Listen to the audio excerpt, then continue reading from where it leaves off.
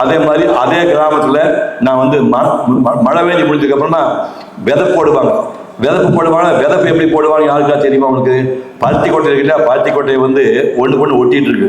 அது கொஞ்சம் லூஸாக செம்மண் கரைச்சி அதேமாதிரி கேபிஆர் தெரியுமா நம்ம விவசாயம் முன்னாடி கொஞ்சம் லூஸாக சிவப்பனை குழ கரைச்சி இந்த பருத்தி கொட்டையை விதையெல்லாம் உள்ளே கொட்டிட்டு அப்படியே உள்ள பெரட்டி வெயில் காய போட்டோம்னா இந்த மசாலா போட்ட வேர்க்கடலை இருக்கலாம், மசாலா போட்ட வேர்க்கடலை பீஸ் பீஸாக இருக்கும். அதை எடுத்து சின்ன கூடைக்கு தூத்து கூடைனா பெரிய கூடை ஒன்று இருக்குது, தூத்து கூடை சின்ன கூடை ஒன்று இருக்குது. சின்ன கூடையில் அதை ஃபுல்லாக எடுத்து ரொப்பிட்டு ஒரு கையில் எடுத்து அந்த கூடையை வச்சுட்டு அந்த விதையை எடுத்துட்டு அப்படி நடந்துட்டு அடிப்பானுங்க. அடித்தானா அந்த கூடையில் பட்டு பட்டு தெரிக்கும். அது விதை போடுறது பேர். ஒரு கூடை கையில் வச்சுக்குவானுங்க. கூடையில் நிறைய அந்த 10 விதை இருக்கும். ஒரு கையில் எடுப்பான், எடுத்துட்டு வேகமாக நடந்துட்டு தட்டா தின்ன எடுத்துப்போம். இப்படி இதான் விதை போடுது. இப்போ உழவாட்டம்னு ஒன்று இருக்குது. உழவாட்டில் வந்து 2 கலப்பு இருக்குது, கொட்டை கலப்பை, வாழ் கலப்புன்னு.